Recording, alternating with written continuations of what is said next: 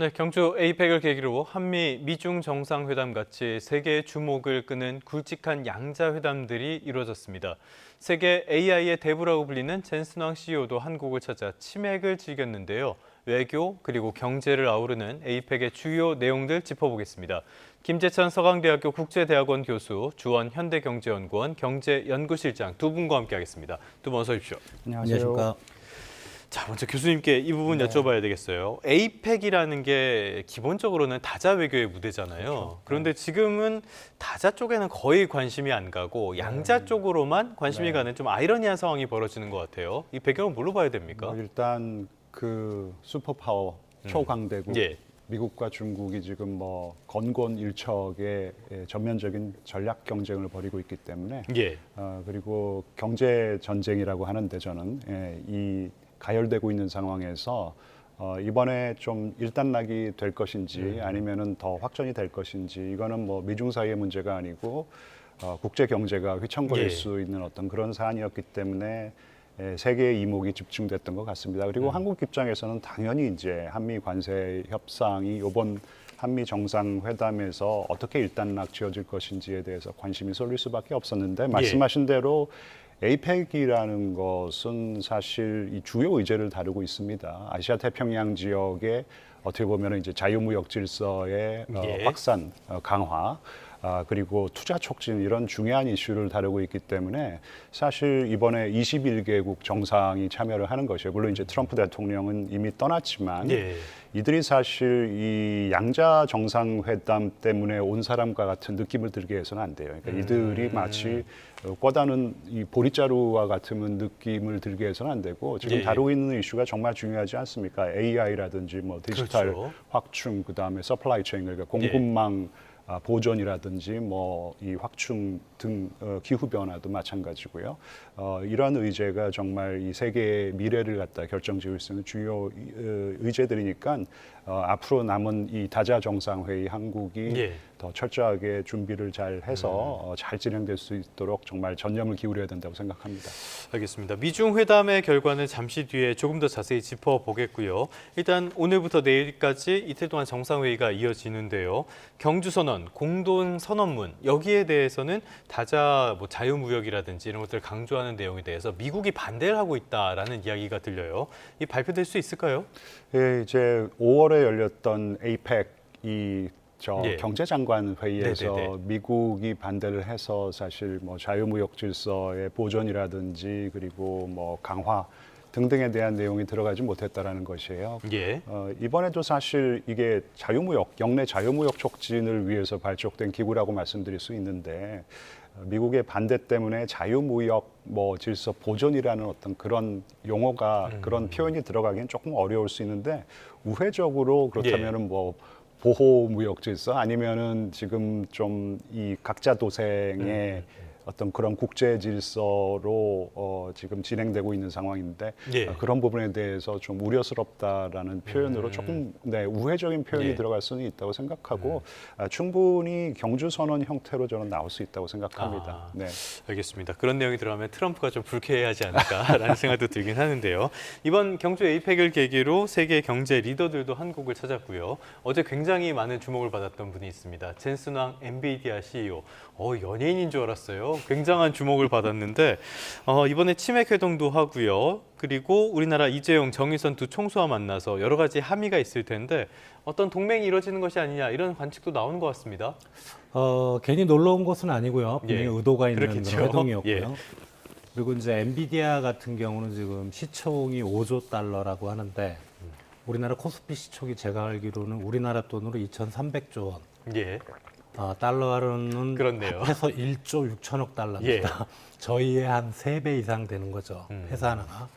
근데 엔비디아가 지금 잘 나간다는 거는 뭐 모든 국민이 다 잘 아실 것 같은데 엔비디아는 우리가 그 업종 구분을 하면은 AI 반도체를 만드는 제조업체죠. 최근에 이제 엔비디아에 대해서 좀 부정적으로 보시는 분들은 이게 엔비디아라는 회사가 원래는 AI 반도체가 아니었고 GPU라 그러죠. 그래픽을 처리하는 카드를 만들다가 그게 이제 AI 쪽으로 반도체가 쓰일 수 있다. 그러면서 이제 기업이 엄청나게 성장했는데 그 한계로 지적되는 게 뭐냐면은 결국은 AI 시장은 반도체 제조업 분야가 아니고 AI를 활용할 수 있는 서비스 시장이 훨씬 더 커지는 거죠.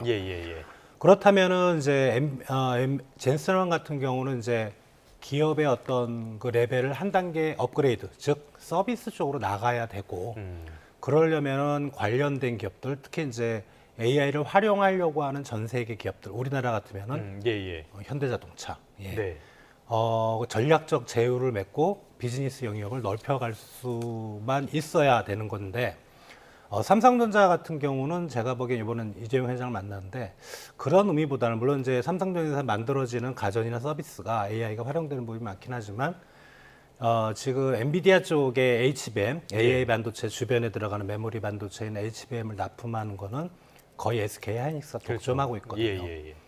한 뭐 몇 달 전만 해도 뭐 삼성전자가 납품하고 뭐 삼성전자의 모델에서 황금빛 그 사인을 또 해줬잖아요. 그러니까 어떻게 보면 두 가지 측면이 있습니다. 첫 번째는 미안함.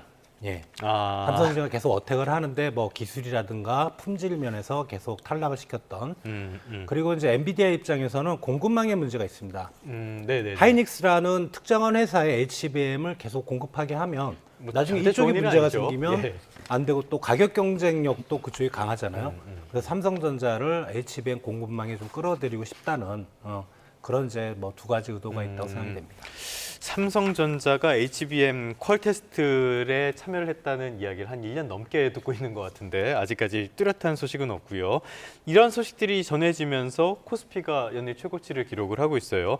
그런데 어제 장중에 4,100선도 돌파했고 특히 반도체가 끌어가는 모양새가 있는데 좀 빠른 것 같아요. 이런 속도 예상하셨습니까? 한 4,000 정도는 넘을 거라고 생각을 했는데 뭐 이렇게 빨리 넘어갈 줄은 몰랐고 그리고 이제 어제 뭐 사상 최고치를 기록했다고 언론에서 많이 나오지만 품목별로 본다면 우리 코스피만 딱 놓고 보면 상승 종목이 한 190개, 하락 종목이 700개입니다. 그러니까 특정 업종, 특정 기업의 주가가 끌어올렸던 거고 말씀하셨던 반도체 쪽도 많이 올라가긴 했는데 가장 많이 올라갔던 종목은 하나오션입니다. 역시 뒤쪽에 우리 얘기를 나눌 텐데 역시 한미 정상회담의 결과 그런 것들 최근의 분위기가 코스피에 좀 많이 반영이 되지 않을까 이렇게 생각합니다. 알겠습니다. 자, 지금까지는 에이펙 전반적인 이야기도 살펴봤고요. 이제 우리의 시선은 미중 쪽으로 한번 가보는 게 좋을 것 같습니다. 세계의 단판으로 불린 미중 정상회담이었어요.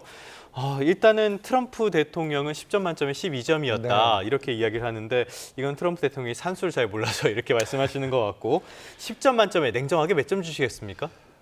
저는 뭐 한 7, 8점 정도를 줄 수 있을 거라고 생각합니다. 왜냐하면은 벌써 어느 정도의 성공은 예견됐던 그런 회담이죠. 네, 그렇죠. 사실 그 아세안 정상회의가 말레이시아에서 열렸고 그때 미국 측 그 베센트 재무장관과 중국의 카운터파트라고 할 수 있는 허리펑 경제부총리가 첨예하게 대립되어 있었던 그런 현안에 대한 조율을 이미 마쳤어요. 그렇기 때문에 이번 이 미중 정상회의는 사실 그렇게 합의가 된 내용들을 다시 한번 확인하는 자리가 아니었었을까 싶고 다들 아시지만 간단하게 말씀드리면은 미국은 뭐 더 이상 추가 관세를 부과하지 않기로 했죠. 뭐 100% 관세 뭐 이거는 없었던 얘기로 하고 가장 중요한 것은 어쨌든 이 히토류 수출 통제가 미국의 아픈 부분을 건드렸는데 중국이 그러니까 1년 동안 히토류 수출 통제를 유예하기로 한 것이고 그리고 미국은 펜타닐 너희들 나라에서 지금 우리나라로 펜타닐 이 유입이 많이 되고 있는데 원료가 이걸 통제를 하라고 했는데 잘 못하고 있다 그래서 20% 관세를 매겼는데 이거를 10%로 낮췄어요. 그리고 뭐 중국은 그냥 뭐 의례적으로 앞으로 더 이 펜타닐 통제를 더 잘하겠다라는 것이고 그리고 미국은 이거는 이제 조금 중국이 굉장히 민감하게 반응했던 부분인데 이 첨단 기술 수출 통제 특히 이제 반도체 통제에 대해서 지난번 사실 이전 회담에서 이거를 갖다 조금 완화해 주기로 했는데 중국 입장에서는 이거를 완화해 주지 않았다라고 생각을 했기 때문에 사실 히토류 수출 통제로 이렇게 쿡 찔러 버리는 이제 그런 상황이 전개가 된 것인데 이제 어쨌든 뭐 이 첨단 기술 수출 통제도 좀 완화해주고 뭐 소프트 파워 수출 통제 얘기를 했었는데 이것도 조금 뭐 완화해주기로 했고 예. 뭐 미국이 또 굉장히 아프게 생각했던 이 대두 수입 중단 이거 대두 수입을 재개하기로 한 뭐 이 정도의 타협이 이루어졌는데 뭐 차차 더 말씀을 드리겠지만은 뭐 종전이라고 하기는 어렵고요. 예. 휴전에는 그래도 일단 성공했다고 생각합니다. 일단은 미국 쪽에서의 반응도 전반적으로 보면은 일단은 마찰을 조금 잠재우는 휴전에 들어간 것으로 평가는 하고 있는 것 같은데요. 그런데 냉정하게 봤을 때 추가 관세 안 한다, 희토류 통제 유예한다 이런 것들 다 걷어내고 보면은 희토류 이야기가 나오기 이전으로 그냥 돌아간 것 같거든요. 이거를 뭐 다 해결됐다 이렇게 볼 수 있는 겁니까?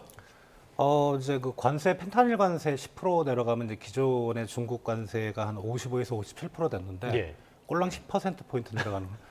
그러니까 57%나 47%나 뭔 의미가 있겠습니까? 하지 말자는 거죠. 그러니까 예. 그걸로 중국이 미국의 수출이 확 늘 것 같지는 전혀 아닐 것 같고요. 예, 예. 다만 이제 분위기를 좀 잡자. 그래서 1년간의 좀 시간을 두고 내년 4월에 이제 뭐 또 방중을 하게 되면 뭔가를 만들어내려고 생각하는데 그리고 그 미국산 농산물 중에 대두만 놓고 보면 예, 예. 작년 기준으로 미국 대두 수출이 244억 달러인데 그 중에 한 절반 정도가 중국으로 갑니다. 비중으로 보면 상당히 큰데 그래봐야 꼴랑 126억 달러거든요. 그 금액으로 보면 또 그렇네요. 별로 그렇지 않습니다. 그러니까 예, 예. 사실 그러니까 어떻게 보면은 실질적인 성과는 없고 서로 간에 좀 뭐라 그럴까 면을 세워줬다. 예, 예, 이번 예. 미중 간의 협상은 그렇게 결과를 우리가 해석하면 될 것 같습니다. 알겠습니다. 대두는 여러 가지 정치적인 의미도 담고 있는 부분이니까요. 많이 신경을 쓰는 것 같은데 자 지금 전반적인 평가를 보면은 트럼프가 자꾸 중국에 말리고 있다라는 평가도 나오는 것 같아요. 이런 걸 보면은 전반적으로 중국이 준비를 잘한 것 같다라는 조짐도 있는 것 같습니다. 네, 트럼프 일기 때 좀 속수무책으로 당했다면 준비를 철저히 했고 그리고 미국의 급소가 되는 부분을 많이 연구를 한 것 같아요. 이제 희토류 수출 통제가 미국의 아킬레스건이 될 수 있다라는 거. 사실 양국이 이 서로의 경제에서 탈동조화하려고 그렇게 노력을 많이 했지만 지난 세계화가 진행이 되면서 정말 얽히고 설켜 있기 때문에 이걸 다 풀어내기가 굉장히 이제 어려운 것이에요. 그리고 희토류 수출 통제를 강화하면은 이 뭐 첨단 이 기술 산업뿐만 아니라 이 방위 산업까지 지금 영향을 받고 있으니까 이렇게 광범위한 어떤 그런 영향을 끼칠 거라고 생각을 잘 못했던 것 같습니다. 그래서 좀 허가 찔렸다고 볼 수 있을 것 같고 대두 수입 같은 경우에는 사실 농민들이 민감하게 반응을 해요. 실제로 얼마나 그 대두 수입 이 양이 줄어들었는지는 잘 모르겠지만 예.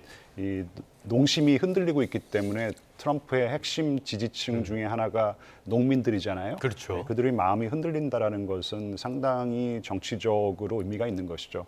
조금 미국이 좀 휘둘릴 수밖에 없는 게 뭐 같은 피해가 발생한다고 하더라도 시진핑은 정치적인 맷집이 좋습니다. 예. 정권 교체 가능성이 없으니까요. 그러니까요. 예. 근데 지금 미국 같은 경우에는 지금 아무리 트럼프가 기세등등 하더라도 주기적으로 선거를 치러야 하는 나라예요. 네네네. 당장 지금 1년 후면은 중간 선거를 치러야 하는데 트럼프의 지지율이 지금 거의 뭐 40%가 예. 깨질 것 같다라는 그런 지금 예상이 나오고 있거든요. 그래서 정치적으로 훨씬 더 맷집이 약하기 때문에 미국이 조금 더 뭐라 그럴까요? 그러니까 중국의 좀 입장을 조금 맞춰줘야 되는 부분이 네네네. 국내 정치적으로 그런 부분이 있을 거라고 생각합니다. 알겠습니다. 미중 관련된 이야기는 국내 정치적인 요소들도 많이 영향을 미치고 있어서요. 저희도 앞으로 계속 지켜보면서 전해드리도록 하고요. 그저께 있었던 소식, 우리에게는 이게 조금 더 관심이 있지 않을까라는 생각도 드는데요. 우리와 미국의 정상회담을 통해서 무역협상이 극적으로 타결이 됐습니다. 전반적으로 보면은 우리가 선방을 했다라는 평가도 나오는데요. 이런 평가에 실장님도 동의하십니까? 예, 뭐 농산물 안 건드렸고요. 그리고 가장 우려했던 게 이제 미국이 한국에 대해 투자 3,500억 달러가 한꺼번에 빠져나갈까 봐. 예. 바로 외환위기거든요. 이제 그 부분을 많이 좀 완화시켜서 한 해 맥시멈 200억 달러까지만 우리가 미국에 투자하기로 이제 했다는 거. 예. 그런 부분에서는 상당히 좀 긍정적으로 평가가 되는데 문제는 아직도 이게 서면으로 작성이 안 된 거죠. 예. 우리 이제 그 7월 말에 그 협상이 타결됐다고 얘기를 하면서도 그 이후에 이제 상당히 좀 불확실성이 높아졌잖아요. 그래서 저는 서면으로 확실히, 그러니까 백악관 홈페이지에 딱 네네네. 올라오고, 예, 우리 청와대도 이건 미국 쪽에 서명한 서류다. 이런 게 나올 때까지는 여전히 개인적으로는 상당히 불안합니다. 여전히 네. 그 불안함을 부추기는 일이 어제도 있었습니다. 그렇게 합의를 하고 나서요. 우리가 농산물 그리고 쇠고기 막았다. 반도체도 경쟁국에 비해서 불리하지 않게 됐다라고 이야기를 하고 나서 하워드 러트닉 상무장관이 바로 시장이 100% 한국 열기로 했다. 반도체는 합의하지 않았다. 이렇게 이야기를 했단 네. 말이죠. 이건 또 어떻게 봐야 되는 겁니까? 지금 일본도 굉장히 곤혹스러워하고 있어요. 예, 예. 지금 백악관에서 팩트 시트, 그러니까 이 한일 정상회담이 아니죠. 미일 정상회담 하고 나서 예. 관세 협상이 종결됐다고 선언을 했는데 이 팩트 시트에는 일본이 전혀 모르는 내용이 들어가 있다는 것이에요. 예, 그렇기 예, 때문에 예. 일본에서는 야 이건 도대체 우리가 하지도 않은 내용이 왜 들어가 있냐인지 이렇게 조금 의아하게 생각하고 있다는 것이고 주원 실장님이 말씀하신 대로 문서가 좀 나와봐야지 알 것 같아요. 저는 예. 개인적으로 무역 협상 그러니까 이 관세 협상만 떼어놓고 보면은 조금 아쉬운 부분이 많아요. 물론 일본보다 선방했고 그리고 노딜보다는 우리가 이런 식으로라도 딜을 그쵸, 종결짓는 게 낫다고 생각을 하지만 사실 이게 그 이전에도 우리가 3,500억 달러를 현금으로 내고 그리고 원샷으로 그러니까 선불 이거 안 하기로는 벌써 결정이 나 있던 거잖아요. 예. 근데 여전히 2,000억 불은 조금 현금 비중이 너무 높은 것 같고 이거를 미국 측에서는 한 7년 빠르면은 5년 안에 내라 그런 예, 거였었는데 그건 말도 안 되는 거고 줄다리기가 있었는데 10년에 걸쳐서 낸다고 하더라도 1년에 200억 달러를 우리가 조달을 해야 되는데 어떻게 할 수 있을지 물론 이거는 상한선 개념이니까 네네네. 조금 낮춰서 낼 수도 있는 거예요. 그리고 기간을 연장할 수 예. 있는 부분도 있는데 이런 게 다 조금 문서화돼야 되고 그리고 투자처도 사실은 미국이 결정하는 거란 말이에요. 그렇죠. 물론 상업적 뭐라 그러나요? 그러니까 이익이 될 군데 이제 투여를 하겠다라는 어떤 그런 합의가 있었고 그리고 이제 과연 이게 상업성이 있는지를 조금 검토하는 어떤 위원회의 위원장을 한국 사람으로 넣겠다라는 것이에요. 예. 하지만 이런 게 얼마나 의미 있게 작동이 될지도 잘 모르겠고 그리고 가장 좀 신경이 거슬리는 부분은 이익 환수 부분입니다. 원금을 갖다 환수할 때까지는 반반씩 나눠 갔더라도 원금 환수하고 난 다음에는 미국이 90%를 가져가겠다는 것이에요. 예. 우리 돈으로 투자하는 것인데. 그래서 이거 자체는 사실 여전히 굉장히 아쉬워요. 하지만 이게 견인이 돼서 우리가 굉장히 좋은 안보 딜을 했다라는 거. 그러니까 이제는 경제 협력이 안보 협력을 견인하고 또 우리가 안보 분야에 있어서 우리가 국방비를 갖다가 한 10년 안에 몇 년 안인지 잘 기억이 안 나지만은 3.5%까지 우리가 예. 증액하기로 했다. 이런 것들이 있었기 때문에 사실 이 정도의 또 무역 협정이 가능했었던 부분도 있는 것이에요. 그러니까 경제 분야의 협력이 안보 분야의 협력을 견인하고 그리고 안보 분야의 협력이 경제 분야의 협력을 견인하는 예. 어떤 그런 순환 구도가 새롭게 이제 형성이 됐다라고 볼 수 있고 이게 선순환 구도, 그러니까 악순환 구도가 아니고 선순환 구도로 계속해서 흘러나갈 수 있어야 되는데 이거는 이제 한국의 외교력의 힘이라고 생각합니다. 당장 문서 작업도 정말 치밀하게 공동으로 해가지고 양국 사이에 오해가 없었으면 예. 좋겠어요. 알겠습니다. 여전히 과제는 많이 남은 셈인데요. 조금 전에 말씀하신 안보 측면에서의 어떤 진전, 여기에 앞서서 하나만 더 짚어보자면요. 저는 이번 합의 발표 내용을 보면서 제일 좀 이상하다 싶었던 게 상업적인 합리성 부분이었어요. 이거는 우리가 투자를 하는데 상업적인 합리성이 있는 곳에만 투자를 한다. 대체 이걸 누가 정한다는 겁니까?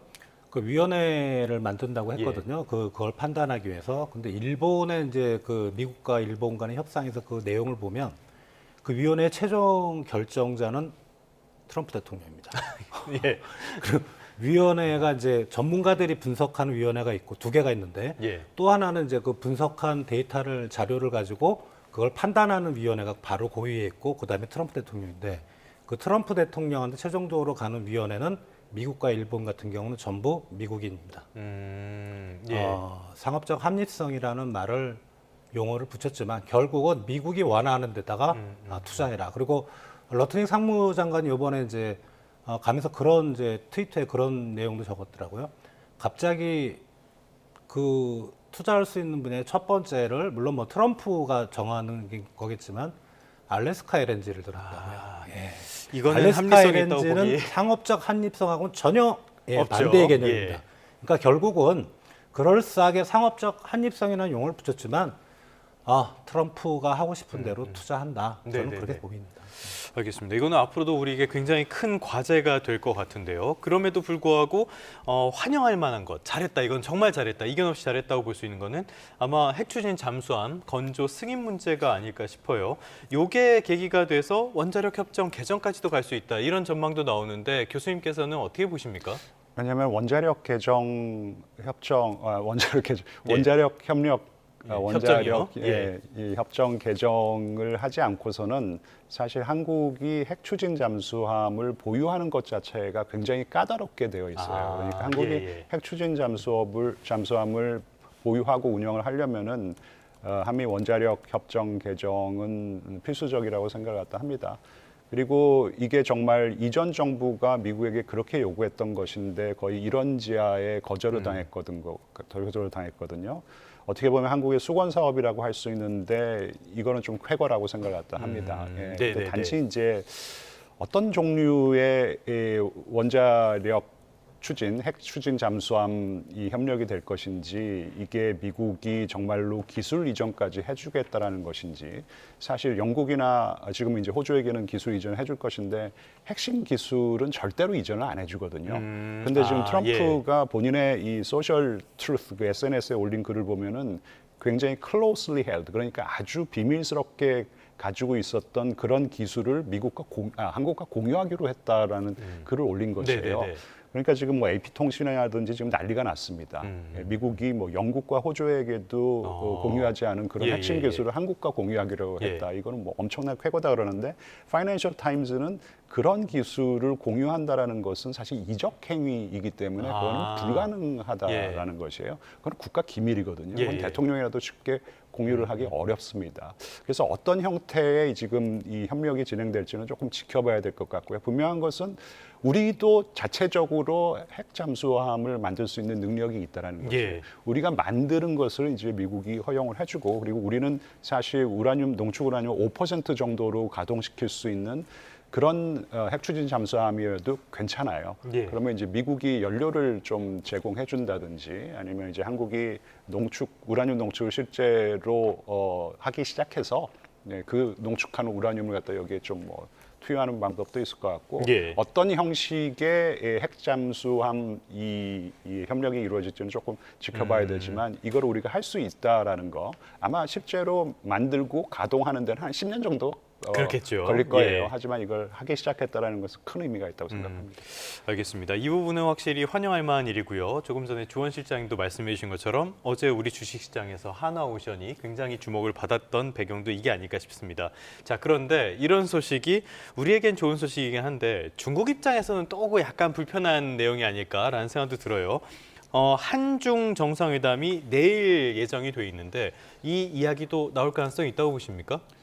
벌써 이 중국 매체에서는 이 한미 이 핵 잠수함 협력이 국제 이 핵 비확산 체제의 규범과 규칙을 지키는 범위 안에서 이루어지기를 바란다라는 이제 성명이 나왔어요. 이제 그 얘기는 뭐냐면은 굉장히 신경이 거슬리는 것이고, 특히 대통령이 이 대통령이 이 트럼프 앞에서 모두 발언을 할 때 북한과 정확한 워딩은 제가 기억이 안 나는데 북한 얘기를 하고 그다음에 중국 그리고 위협 얘기를 했던 것 같아요. 사실 중국 얘기는 할 필요가 저는 없었다고 생각하는데 그런 공개된 석상에서 했기 때문에 중국이 굉장히 신경이 거슬리는 부분이 있는 것이죠. 하지만 한국은 뭐 할 얘기는 있어요. 지금 북한이 러시아로부터 이 핵 잠수함 기술을 이전받아서 핵 잠수함을 지금 건조하려고 하는 것이고, 그리고 벌써 건조 작업에 들어갔다라는 얘기도 나오고 하니까 한국도 뭐 상응하는 조치를 취해야 된다라는 어떤 이런 부분을 강조하면 될 것 같은데, 어쨌든 한중 정상회담이 좀 까다로울 수 있는 게 이재명 대통령이 지난 8월에 미국 가서, 물론 이제 트럼프 대통령과 정상회담 자리에서 얘기한 건 아니지만 CSIS라는 이 미국의 굉장히 유명한 그 싱크탱크에서 그랬죠. 안미 예. 경중의 시대는 지났고 그러면 안미 경미를 하겠다라는 이제 뭐 의사를 갖다 좀 필요하셨는데 거기에 대해서 굉장히 중국이 불쾌하게 생각을 하고 있고 예, 예. 그래서 사실 중국이 한국에 대한 태도를 굉장히 완화했었는데 최근에는 다시 하나 오션 예. 제재 말씀하셨듯이 제2의 사드 사태가로 가는 게 아닌가 그래서 좀 그런 문제를 잘 다뤄나가야 될 것 같습니다. 참 양국 사이에 끼어서 우리가 참 어려운 상황이 계속 반복되고 있는데요.